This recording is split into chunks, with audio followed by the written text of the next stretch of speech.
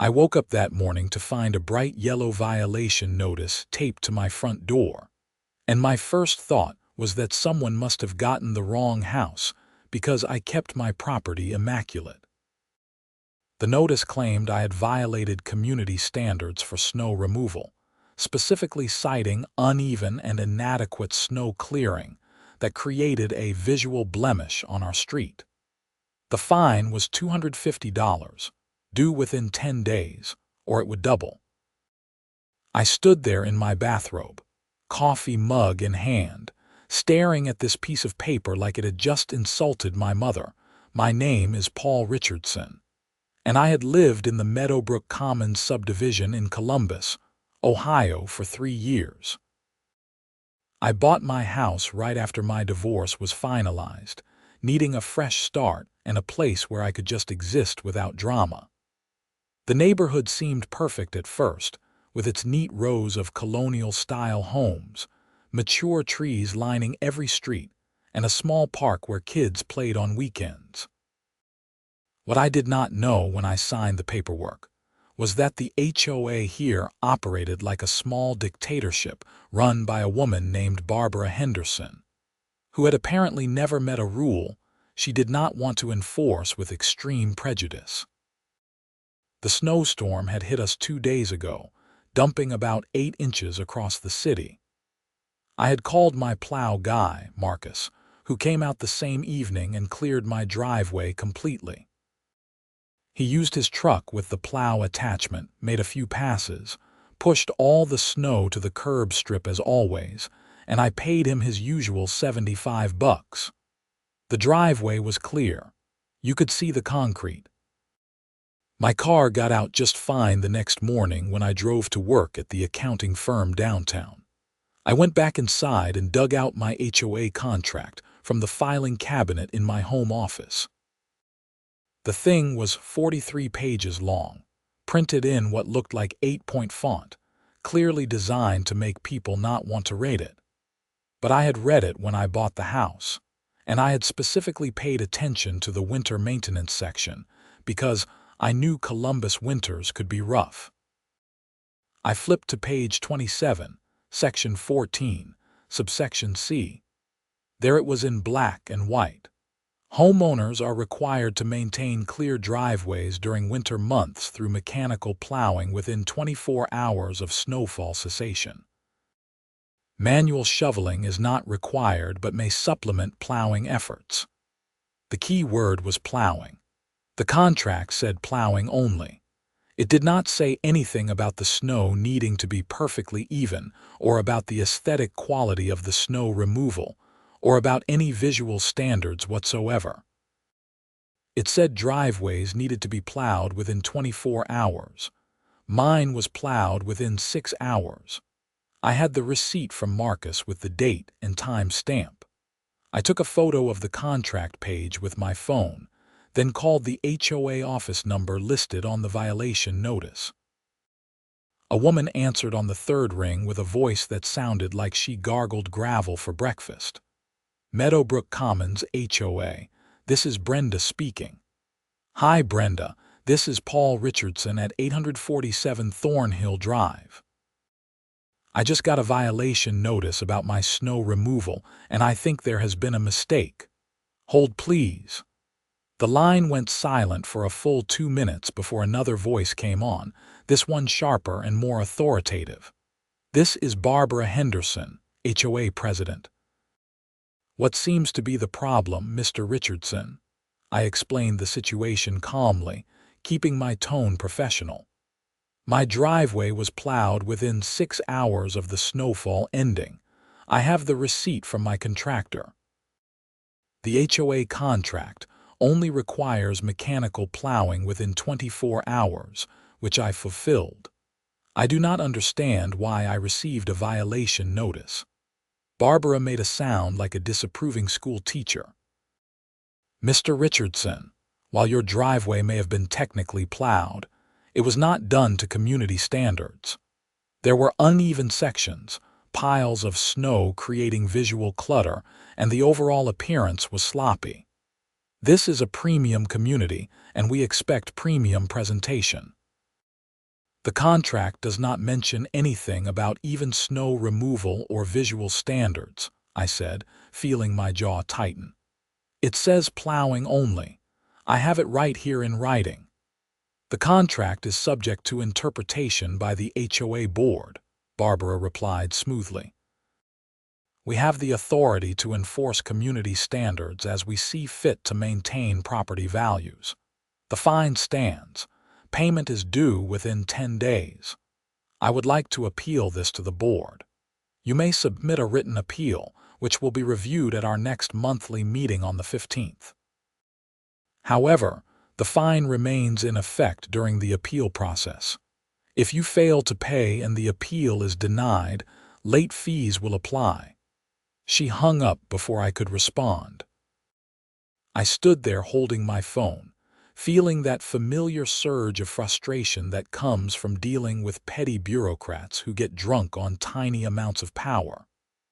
But I was not going to pay a fine for something I did not do wrong, especially when I had the contract language on my side.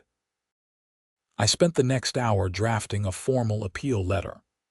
I cited the specific contract section, attached photos showing my clearly plowed driveway, included Marcus's receipt with the timestamp, and made a clear legal argument that the fine violated the terms of the agreement I had signed. I printed 3 copies, kept one for my records, and drove to the HOA office located in the community center building near the subdivision entrance. The office was small and cramped, with fake wood paneling on the walls and motivational posters about community pride hung at odd angles.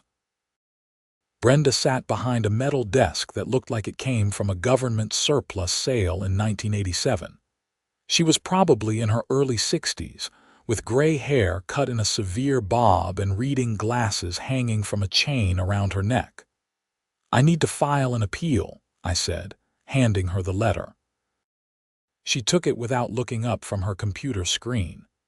Fill out this form first.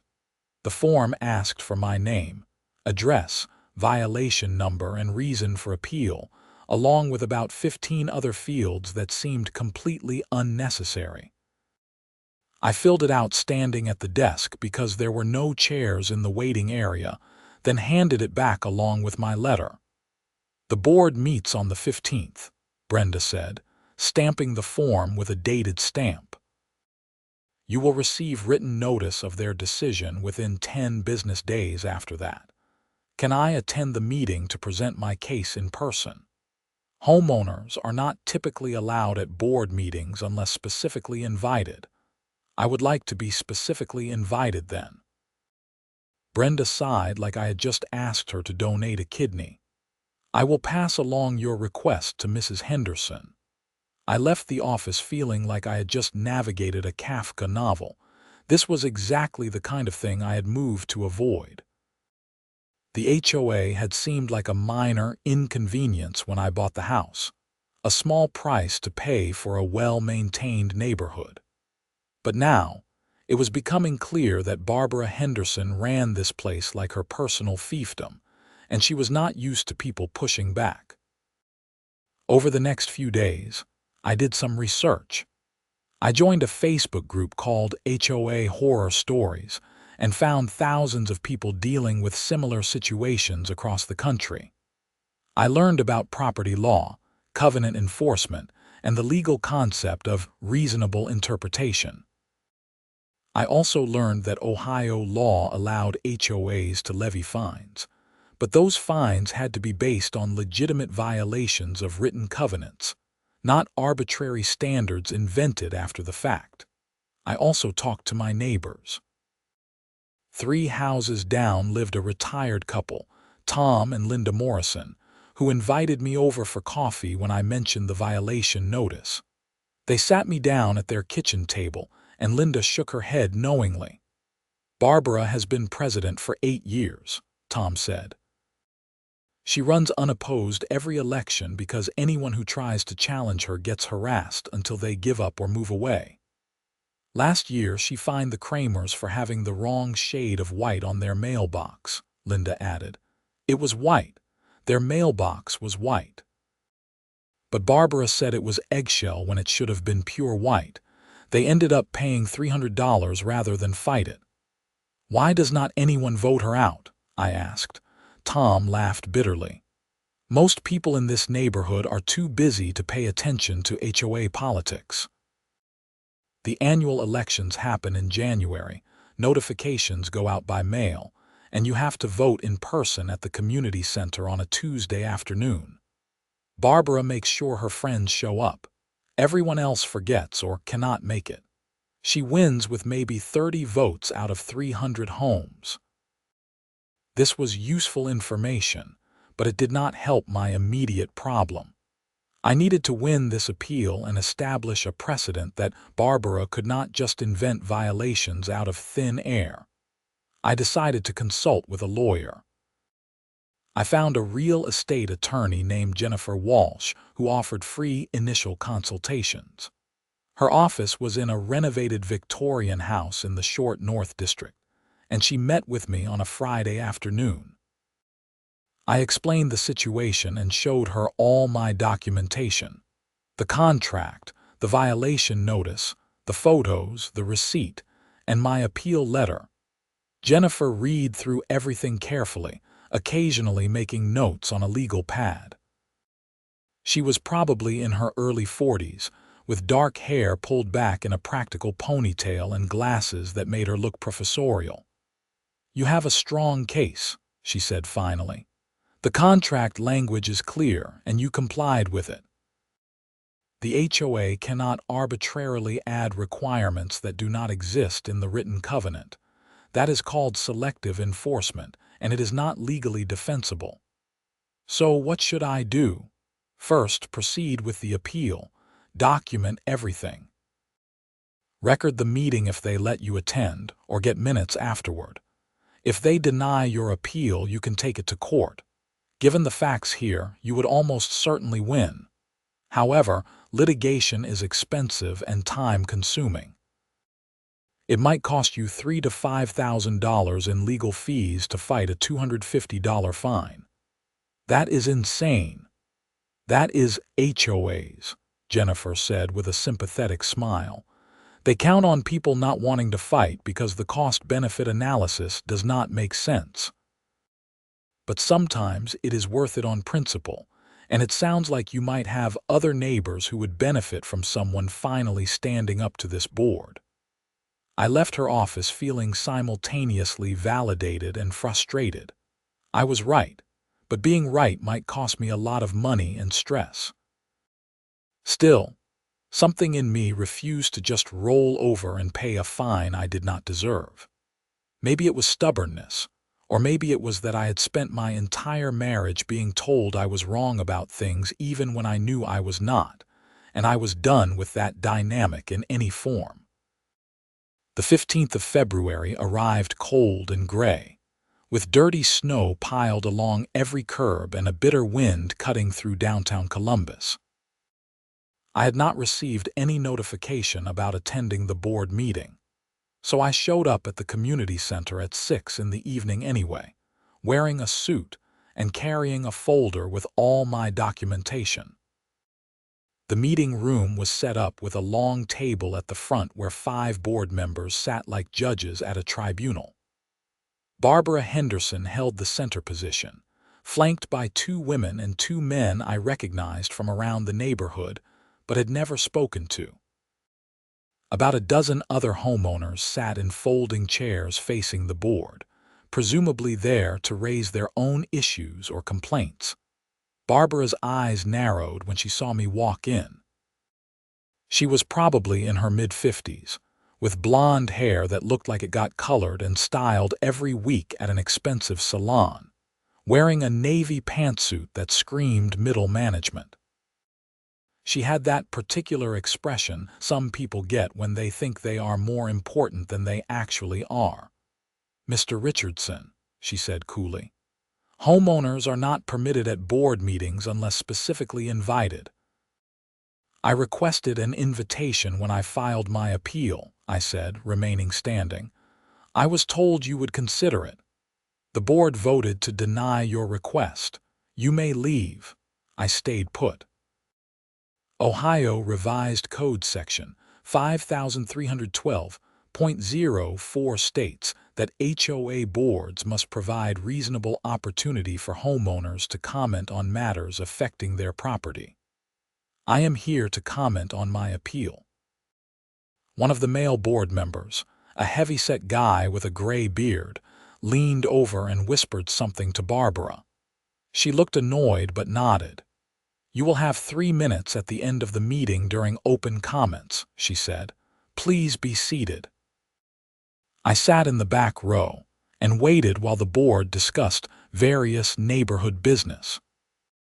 They approved a new landscaping contract for the common areas, debated whether to repaint the community center trim, and reviewed financial statements that showed the HOA had over $200,000 in reserves.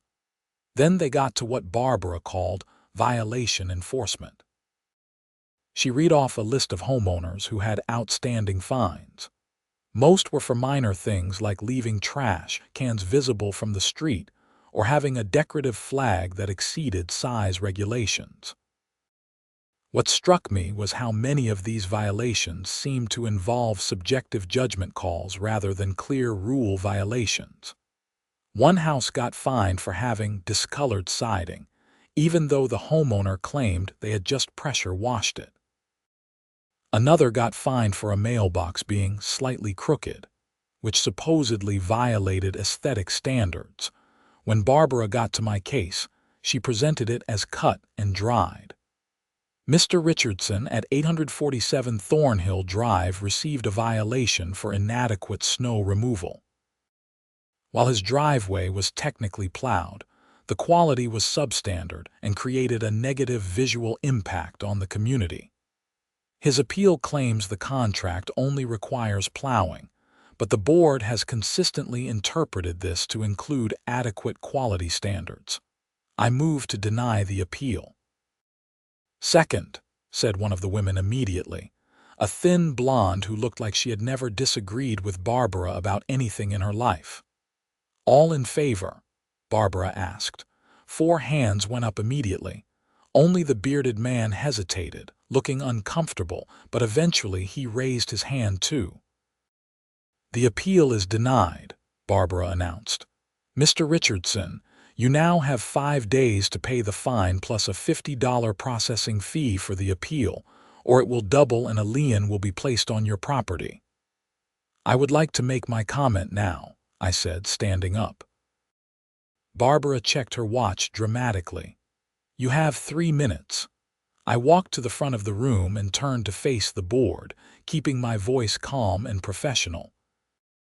The HOA contract that I signed when I purchased my home clearly states that driveways must be maintained through mechanical plowing within 24 hours of snowfall. It says nothing about the quality of plowing, nothing about visual standards, and nothing about even distribution of snow. I complied with the contract fully. I had my driveway plowed within 6 hours, and I have the contractor receipt to prove it. What you are doing is inventing requirements that do not exist in the written agreement, and then punishing homeowners for not following rules they never agreed to. That is called selective enforcement, and it is not legally defensible. I am not paying this fine because it is illegitimate. If you place a lien on my property, I will take this to court, and you will lose. The room went silent. A few of the other homeowners shifted in their seats, and I saw a couple of them nodding slightly. Barbara's face had turned a shade of red that clashed with her pantsuit. "Your 3 minutes are up, Mr. Richardson," she said icily. "If you do not pay the fine, we will proceed with collections according to HOA bylaws. This meeting is adjourned." She banged a gavel on the table like she was dismissing a courtroom, and the board members immediately stood up and filed out through a back door. I stood there for a moment, feeling my heart pounding but also feeling strangely energized. I had said what I needed to say, and I had done it calmly and clearly, with witnesses present. As I was gathering my folder, an older man approached me. He was probably in his 70s, with white hair and kind eyes behind wire-rimmed glasses. "That took guts," he said, extending his hand. "I am Gerald Winters. I live over on Brookside Court." I shook his hand. "Paul Richardson. I got fined last month for having my garbage cans visible from the street for more than 12 hours. The contract says they cannot be visible more than 24 hours, but Barbara decided to reinterpret that. Cost me $100, and I just paid it because I did not want the hassle. I am starting to think that was a mistake." 2 other homeowners joined us, both expressing similar frustrations. It turned out that Barbara's interpretation enforcement had been ramping up over the past year, hitting more and more people with fines for increasingly trivial or invented violations.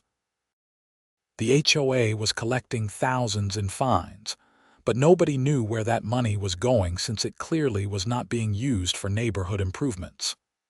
"Someone needs to run against her in the next election," said one woman, probably in her 40s with curly red hair. "I am Stephanie Grant, by the way. I teach at Ohio State, so I know a thing or two about institutional corruption when I see it." "When is the next election?" I asked. "Not until next January," Gerald said. "Almost a year away." "That is a long time to deal with this," I said. We exchanged phone numbers and email addresses, forming the beginnings of what I was starting to think of as a resistance movement. It felt ridiculous that it had come to this, fighting against a neighborhood association like it was some kind of authoritarian regime, but here we were. That night, I could not sleep. I kept thinking about the appeal denial, about Barbara's smug expression, about the way the other board members had just gone along with her without any real discussion. Around 2 in the morning, I got out of bed and opened my laptop. I started going through the HOA financial statements that had been briefly discussed at the meeting. They were posted on the neighborhood website, which was barely functional and looked like it had been designed in 1999. I downloaded every financial statement available, going back 3 years. Then I opened them in Excel and started building a spreadsheet to track the money flows. I have been an accountant for 15 years, so this kind of analysis is second nature to me. I was looking for patterns, discrepancies, anything that seemed off. What I found made me sit up straight in my chair. The HOA had been collecting steadily increasing amounts in fine revenue over the past 3 years. 3 years ago, fines brought in about $2,000 annually. 2 years ago, it jumped to $8,000. Last year, it was over $25,000. This year, we were on track for $40,000. Meanwhile, actual spending on neighborhood maintenance had stayed flat or even decreased slightly. The reserve fund had grown significantly, but there were regular withdrawals categorized vaguely as administrative expenses or consulting fees. I dug deeper into the consulting fees. They were paid to a company called Henderson Property Solutions. I did a quick Google search and found that Henderson Property Solutions was registered in Ohio, with Barbara Henderson listed as the owner. She was paying herself consulting fees out of HOA funds. The amounts were not huge, maybe $500 to $700 per month, but over 3 years it added up to over $20,000. This was a conflict of interest at minimum and potentially fraud. I took screenshots of everything and saved backup copies to 3 different locations. Then I sent an email to Jennifer Walsh, the attorney, asking if she could review what I had found. She responded the next morning asking me to come in that afternoon. I took a long lunch break from work and drove to her office, bringing printed copies of all the financial documents with the relevant sections highlighted. Jennifer spread the documents across her conference table and studied them for about 20 minutes, occasionally making notes.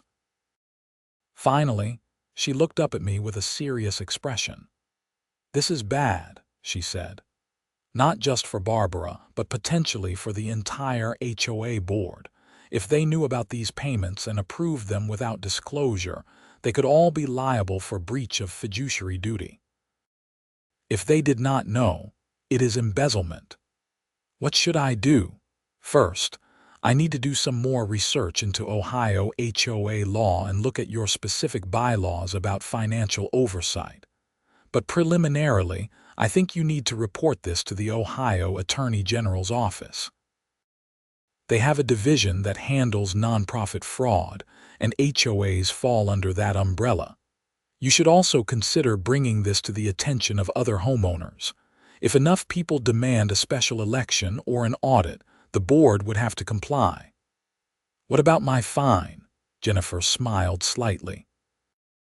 "I think once this comes out, your fine is going to be the least of Barbara's concerns.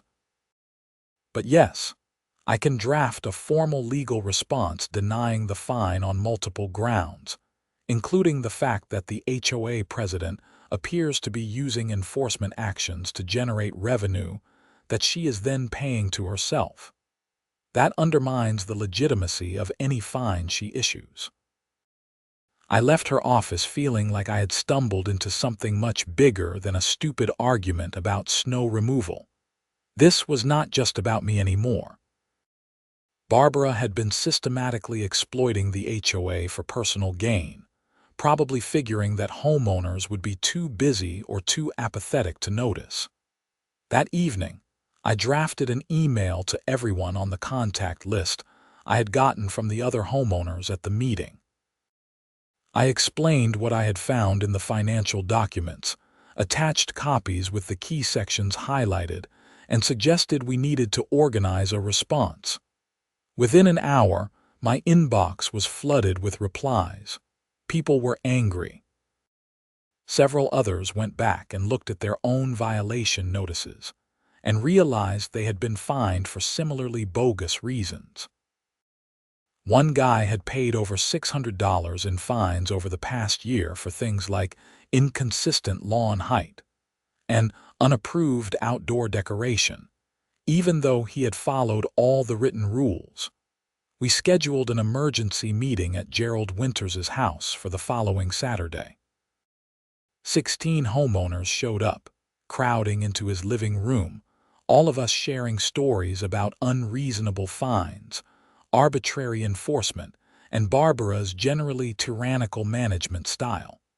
It felt like a support group for HOA abuse survivors. Stephanie Grant, the professor, took a leadership role in organizing our response. She proposed a three-pronged approach. First, file a formal complaint with the Ohio Attorney General.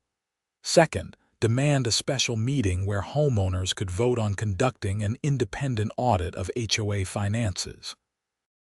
Third, start organizing for the next election to ensure Barbara and her cronies got voted out. Everyone agreed. We divided up tasks. I would handle the Attorney General complaint since I had compiled the financial evidence. Stephanie would draft the petition for a special meeting. Gerald would work on building a broader coalition of homeowners by going door to door to explain what was happening. Others volunteered to help with research, communications, and legal support. On Monday morning, I filed a detailed complaint with the Ohio Attorney General's office, Consumer Protection Section, which handles nonprofit fraud.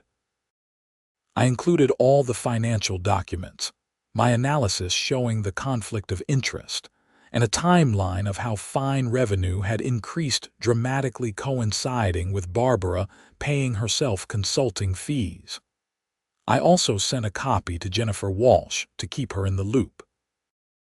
Then I received a certified letter from the HOA attorney. It was a formal demand for payment of the fine, now increased to $300 with late fees, threatening to place a lien on my property within 10 days if I did not pay. The letter was signed by a lawyer named Douglas Carter from a firm called Carter and Associates. I called Jennifer immediately. "They are threatening a lien." "Let them try," she said. I will file a response on your behalf, arguing that the fine is illegitimate and that the HOA has no legal basis for collection.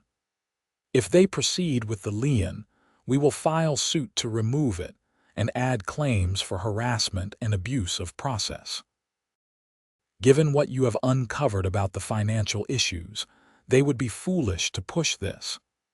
She drafted a response that afternoon, and I hand-delivered it to both the HOA office and Douglas Carter's law office. The response was beautifully written, laying out the contract language, my compliance, the arbitrary nature of the violation, and then adding a paragraph noting that my client Paul Richardson had discovered potential financial improprieties by the HOA president and had filed a complaint with state authorities. It concluded by stating that any attempt to place a lien would be met with immediate legal action and a counterclaim for damages.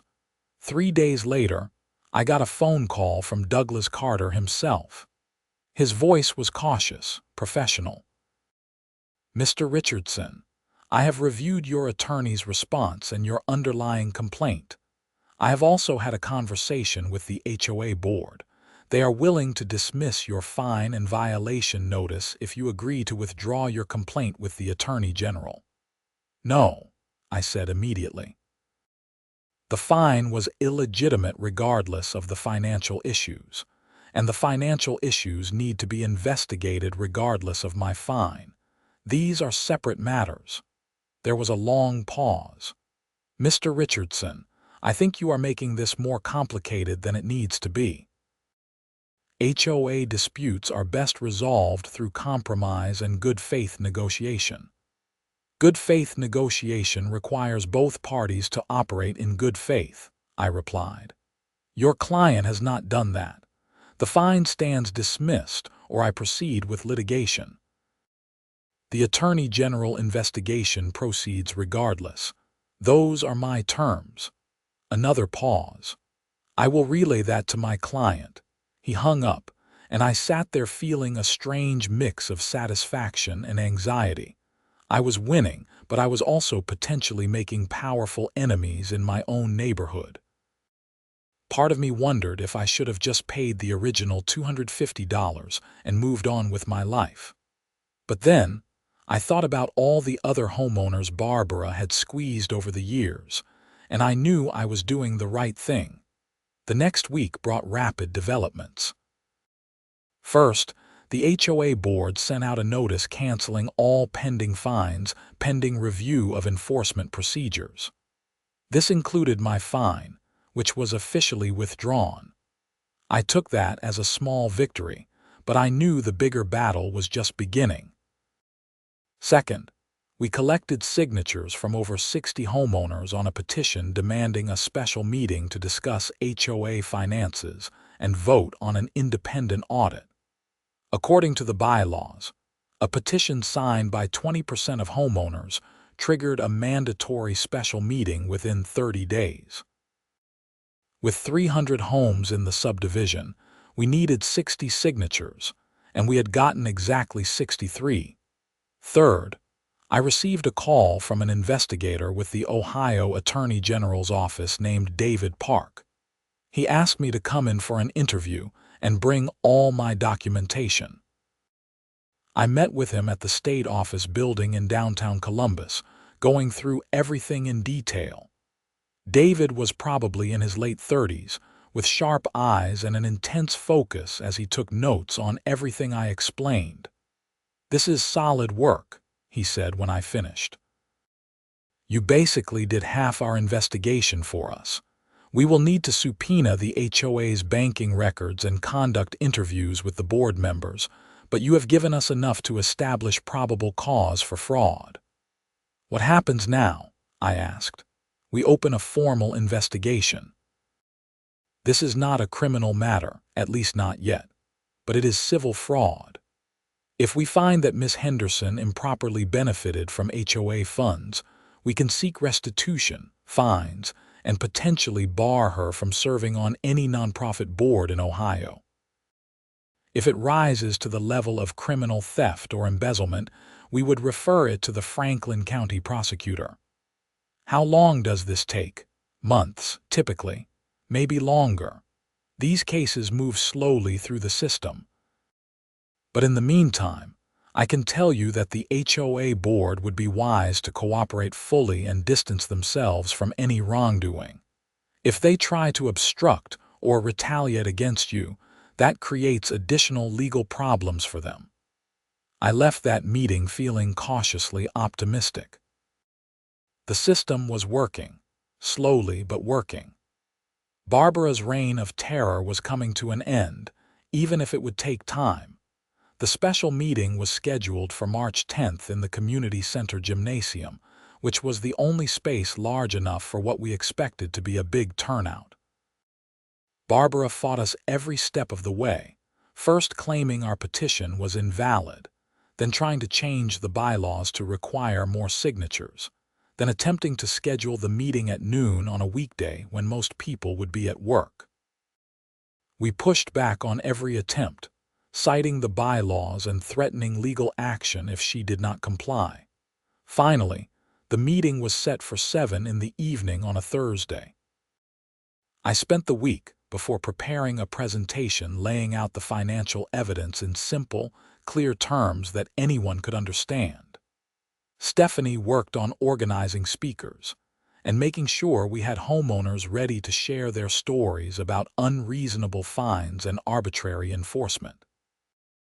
The night of the meeting, I arrived at the community center at 6:30 to find the parking lot already filling up. When I walked into the gymnasium, there were over 200 people there, with more streaming in behind me. Folding chairs had been set up in rows, but it was clear we would need more. Some people were standing along the walls. The energy in the room felt electric, angry, ready for confrontation. Barbara and the rest of the board sat at a table on a small stage at the front, looking increasingly uncomfortable as the crowd grew. Barbara kept her face fixed in a tight smile, but her eyes darted around the room like she was calculating escape routes. At 7 o'clock sharp, Barbara called the meeting to order by banging her gavel. This special meeting of the Meadowbrook Commons HOA has been called by petition of the homeowners. We will follow proper parliamentary procedure. The chair recognizes Paul Richardson to state the purpose of this meeting. I walked to the front and faced the crowd. This was it. I took a breath and began. Thank you all for coming. I know many of you have busy lives and better things to do on a Thursday night than attend an HOA meeting. But what we have discovered over the past month affects every single person in this community. And it is important that you know what has been happening with your money and your rights as homeowners. I clicked to the first slide of my presentation, showing the HOA fine revenue over the past 3 years. 3 years ago, this HOA collected $2,000 in fines. Last year, it was $25,000. This year, we are on track for $40,000. Why has fine revenue increased by 2,000%? Has everyone suddenly stopped maintaining their properties? Or has something else changed? I clicked to the next slide, showing examples of recent violations. These are real fines issued to real homeowners in this room. Garbage cans visible for 13 hours instead of the allowed 24. Mailboxes being slightly crooked. Siding being the wrong shade of white. Snow removal being uneven, even though the contract only requires plowing. These are not legitimate violations of our HOA covenant. These are arbitrary, subjective enforcement actions designed to generate revenue. Murmurs spread through the crowd. People were leaning forward, paying attention. I clicked to the financial statements. Here is where it gets interesting. While fine revenue has skyrocketed, spending on actual neighborhood maintenance has stayed flat or decreased. Our reserve fund has grown to over $200,000, but there are regular payments going out to something called Henderson Property Solutions. Does anyone know what Henderson Property Solutions is? I paused for effect. Henderson Property Solutions is a consulting company owned by Barbara Henderson, our HOA president. Over the past 3 years, the HOA has paid Henderson Property Solutions over $20,000 in consulting fees. This was never disclosed to homeowners. It was never approved by a vote. It is a clear conflict of interest, and it appears to be self-dealing using homeowner funds. The murmurs turned into angry voices. People started shouting questions. Barbara stood up, her face now completely red. "This is slander," she yelled over the noise. "Mr. Richardson is making defamatory accusations without evidence. I have done nothing wrong. Those consulting fees were for legitimate business services." "What services?" someone shouted from the crowd. "That is private business information," Barbara shot back. Stephanie stood up. "According to the HOA bylaws, all financial expenditures must be transparent to homeowners. You cannot refuse to explain what you spend our money on." The room erupted in chaos. People were standing, yelling questions and accusations at the board. Barbara kept banging her gavel, but nobody was paying attention. The other board members looked terrified, and the bearded guy who had hesitated during my appeal actually stood up and walked off the stage, apparently deciding he wanted no part of this anymore. Gerald Winters, who had been standing near the front, took the microphone. His voice was calm but firm. "Everyone, please, let us maintain order. We are here to vote on conducting an independent audit of HOA finances. That is the proper way to get answers to all these questions. I move that we vote now on authorizing an independent forensic audit of all HOA financial records for the past 5 years, to be conducted by a certified public accounting firm selected by homeowner vote." "Second." Multiple voices called out. Barbara tried to regain control. "This motion is out of order. Financial audits must be approved by the board, not by general homeowner vote." Jennifer Walsh stood up from where she had been sitting near the back. I had invited her to attend as an observer. "Actually, Mrs. Henderson, the bylaws state that any expenditure over $5,000 requires homeowner approval at a general meeting. An audit would certainly cost more than $5,000. Additionally, when there are allegations of financial impropriety against board members, those board members must recuse themselves from decisions about investigating those allegations. I suggest you let the homeowners vote." Barbara looked like she wanted to argue, but she could read the room. There were over 200 angry people staring at her, waiting. If she tried to shut down this vote, there would be a revolt. "Fine," she said through gritted teeth. "All in favor of authorizing an independent audit." A forest of hands went up. It was not even close. Probably 90% of the room voted yes. "The motion passes," Barbara said flatly. "This meeting is adjourned." "Wait," Stephanie called out. "I move that Barbara Henderson be temporarily removed as HOA president pending the results of the audit, due to the clear conflict of interest." "Second." This time even more voices joined in. Barbara's face went from red to purple. "You cannot do that. I was elected by the board." "And we can remove you," said the bearded board member who had returned to the stage. "I am Gary Sullivan, vice president of this board. I vote to temporarily remove Barbara Henderson as president pending the audit results. Do I have a second from the board?" One of the other board members, a woman in her 60s who had been silent all night, raised her hand. "I second that motion." "All board members in favor?" Gary asked. 3 hands went up. Only Barbara and her blonde sidekick kept their hands down. "The motion passes 3-2, Gary said. "Barbara, you are temporarily removed as president. Please step down." I am assuming presidential duties until the audit is complete and the board can make a final decision." Barbara stood there for a moment, looking like she might physically attack someone. Then she grabbed her purse from the table and stormed out of the gymnasium, her heels clicking loudly on the floor. The blonde woman followed her, shooting angry glares at everyone. The room burst into applause and cheers. People were hugging, high-fiving, celebrating like we had just won a championship game. I stood there feeling exhausted but elated. We had done it. We had actually stood up to a bully and won. Over the next few weeks, things moved quickly. The new interim board, led by Gary Sullivan, selected an accounting firm to conduct the audit. I helped provide all the documentation I had compiled, along with specific areas to investigate. The Ohio Attorney General's investigation continued in parallel, with David Park interviewing board members and subpoenaing bank records. Meanwhile, the neighborhood felt different. People were friendlier, talking to each other more, feeling empowered instead of intimidated. Someone started a new neighborhood Facebook group that was not controlled by the HOA, and it quickly grew to include most of the subdivision.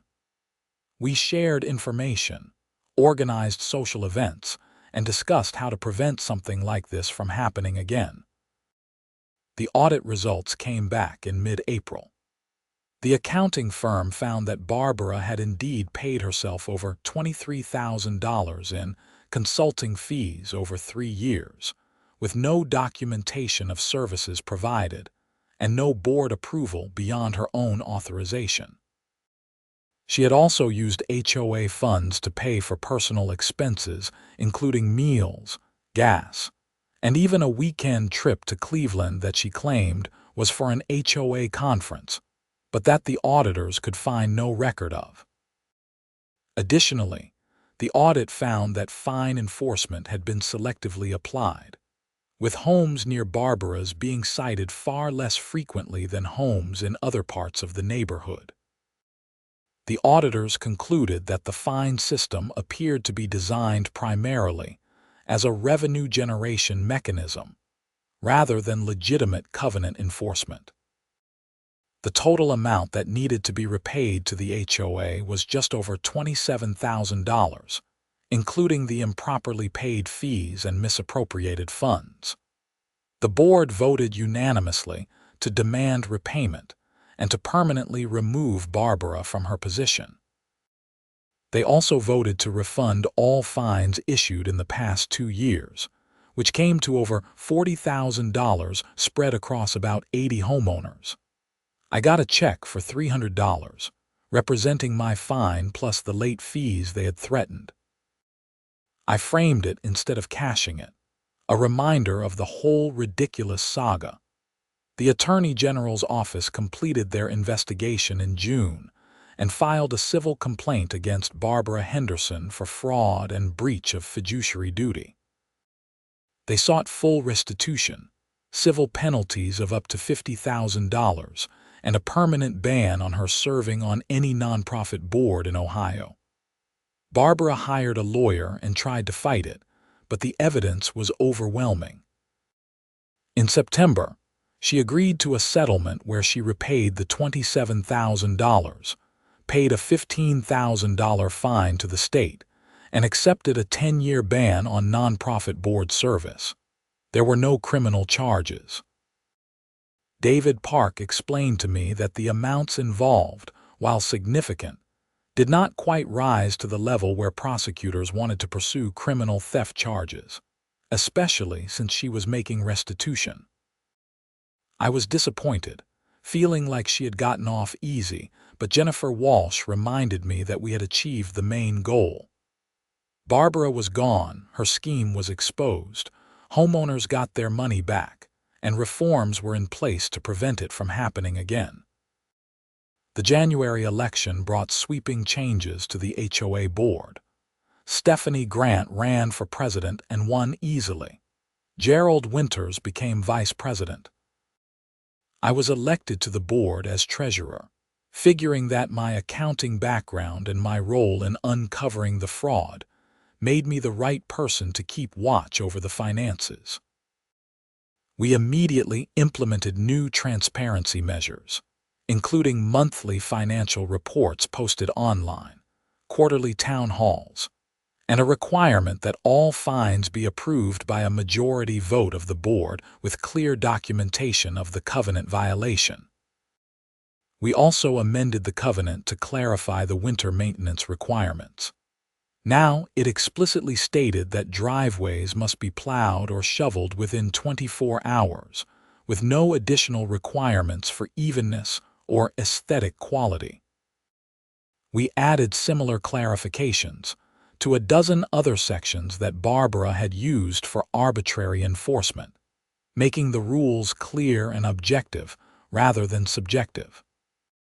One evening in February, almost exactly a year after this whole thing started, I was sitting on my front porch enjoying an unusually warm evening. Marcus had just finished plowing my driveway after a small snowstorm that afternoon, and the snow was piled unevenly at the curb, exactly like it had been the year before. This time, nobody was going to fine me for it. Tom and Linda Morrison walked by with their dog and stopped to chat. We talked about the upcoming neighborhood barbecue that Stephanie was organizing, about how much better the HOA meetings were now that they focused on actual community building instead of enforcement, about the relief everyone felt living without Barbara's constant surveillance. "You did a good thing," Tom said before they continued their walk. "A lot of us had just accepted that this was how HOAs worked. You showed us we did not have to put up with it." After they left, I sat there thinking about the whole experience. It had started with such a stupid, petty thing, a violation notice for uneven snow removal. I could have just paid the fine and forgotten about it. Most people would have. But sometimes you reach a point where you just cannot let something go, where principle matters more than convenience, where standing up is worth the hassle. I had learned a lot over the past year. I learned that HOAs, like any organization given power over people's lives, can be corrupted when nobody pays attention. I learned that most people are decent and reasonable when given the facts, and that bullies rely on people being too tired or too intimidated to fight back. I learned that bureaucracy can be beaten with patience, documentation, and a refusal to accept injustice. Most importantly, I learned that your home is supposed to be your sanctuary, the place where you feel safe and in control. Nobody should have to live in fear of arbitrary punishment from their own neighbors. When that happens, you have two choices: accept it or change it. I chose to change it, and my neighborhood was better for it. My phone buzzed with a text from Stephanie. "Board meeting next Tuesday at 7. Agenda: spring landscaping budget and organizing the neighborhood garage sale. No drama, I promise." I smiled and texted back. "Sounds boring. Perfect." And it was perfect. A boring HOA meeting about normal neighborhood business, run by reasonable people trying to make the community better. That was all it was supposed to be. That was what we had fought for and what we had won.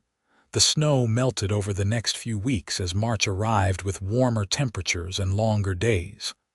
My driveway, unevenly plowed all winter long, was finally clear.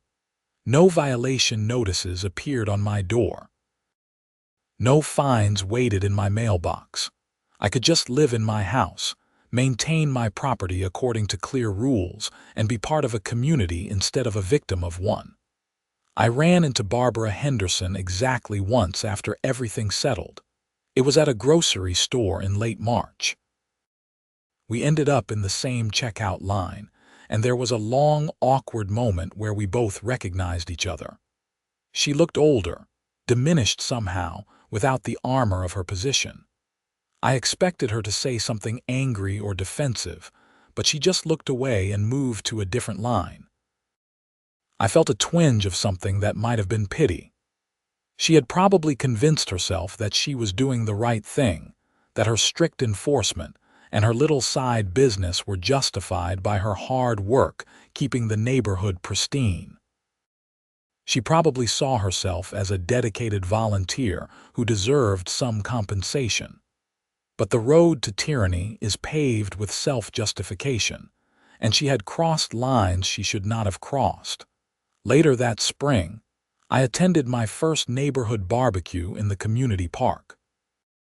There must have been 100 people there, families with kids running around, older couples sitting at picnic tables, people actually talking and laughing and enjoying each other's company. Stephanie had organized games and a potluck, and the atmosphere felt genuinely warm and communal. Gary Sullivan, the former vice president who had helped remove Barbara, came up to me with a beer in hand. "You know what the difference is this year," he said, gesturing at the crowd. "People actually like each other now. When Barbara was in charge, everyone was suspicious and paranoid, worried about being the next one to get fined. Now we are actually a neighborhood again." He was right. The change was palpable. People decorated their homes for holidays without fear. Kids drew chalk drawings on driveways. A few houses even put up those pink flamingo lawn ornaments that used to be banned as aesthetically inappropriate. The neighborhood looked more lived in, more human, more real. In May, I received a letter from the Ohio Attorney General's office thanking me for my role in exposing the fraud, and noting that my case had prompted them to open investigations into 3 other HOAs across the state with similar patterns. David Park called me personally to say that my documentation and analysis had been used as a template for how to investigate these cases, and that I had potentially saved thousands of other homeowners from similar exploitation. That felt good in a way that surprised me. I had not set out to be any kind of hero or crusader. I had just wanted to not pay an unfair fine. But actions have ripples, and sometimes standing up in one small situation can create change in wider circles. The summer passed peacefully. I dated someone I met through a friend at work, though it did not work out long term. I took a vacation to Seattle to visit my brother. I got a promotion at the accounting firm. Life felt normal and stable in a way it had not for years, not since before my marriage fell apart. By the fall, the whole HOA saga felt like ancient history.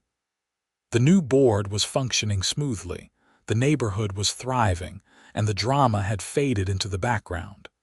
We held our annual election in January, and the reformed slate of board members all won re-election easily. Nobody even ran against us. Apparently, once you prove that an HOA can be run reasonably and transparently, most people are happy to let you keep doing it. On the anniversary of the day, I found that first violation notice on my door, February 14th, which I noted with some irony was Valentine's Day. I took a moment to reflect on everything that had happened. 2 years ago, I had been standing in my bathrobe, staring at a piece of yellow paper, feeling angry and helpless. Now I was a board member of a well-functioning HOA, living in a neighborhood that felt like a real community, having played a role in exposing corruption and creating positive change.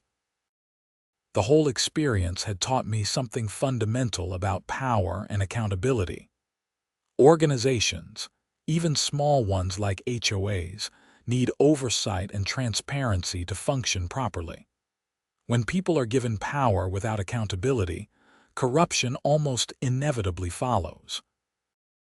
It might be small-scale corruption, like Barbara's consulting fees and arbitrary fines, but it is corruption nonetheless. And the only antidote is engaged citizens who refuse to accept it. I also learned that documentation is everything. If I had not kept that contract, that receipt from Marcus, those photos of my plowed driveway, I would have had no case. If I had not been an accountant who knew how to analyze financial statements, I might not have noticed the consulting fee pattern. Expertise matters. Evidence matters. Facts matter. But most of all, I learned that you cannot just assume someone else will fix problems. For years, everyone in Meadowbrook Commons knew that Barbara was unreasonable and that the fines were excessive, but everyone assumed it was not worth fighting or that someone else would eventually deal with it. It took one person refusing to back down to start the process of change. That person happened to be me, but it could have been anyone. Sometimes you just have to be the one who says no. I was sitting on my porch that February evening, drinking coffee and watching the sun set over the neighborhood, when my phone rang. It was Jennifer Walsh, the attorney who had helped me through all of this. "Hey Paul, I hope I am not calling too late. I just wanted to let you know that the last of the fine refunds went out today. Every homeowner who was improperly charged over the past 3 years has been repaid in full. Your case is officially closed." "That is great news," I said. "Thanks for everything you did to help me with this." "Are you kidding?" This was the most satisfying case I have worked in years. Usually, HOA disputes are just miserable experiences for everyone involved. This one actually had a happy ending. You should be proud. After we hung up, I sat there watching the last light fade from the sky. The street lights came on, casting warm pools of light along Thornhill Drive. Lights glowed in windows up and down the street as families settled in for the evening. Somewhere a dog barked. A car pulled into a driveway a few houses down. Everything was normal, peaceful, ordinary, and that was exactly how it should be. I finished my coffee and went inside, closing the door on the evening and on the whole chapter of my life that had started with an unfair fine and ended with a lesson in civic engagement I had never expected to learn. Tomorrow I would go to work, come home, maybe watch some television, live my quiet suburban life. The HOA would continue to function well under Stephanie's leadership. The neighborhood would continue to be a pleasant place to live. Nothing dramatic would happen. Sometimes the best victories are the ones that lead to nothing dramatic happening. Sometimes winning means returning to boring normalcy, where the most exciting thing about your HOA is deciding which landscaping company to hire. That is what we had fought for, and that is what we had won. My driveway would get plowed again next winter, probably unevenly, and nobody would care. That thought made me smile as I locked the door and turned off the porch light. In the end, it had all been worth it, every stressful moment, every confrontation, every hour spent analyzing financial documents and preparing presentations. Because now I lived in a neighborhood where people could just live their lives without fear of petty tyranny. And that was worth fighting for.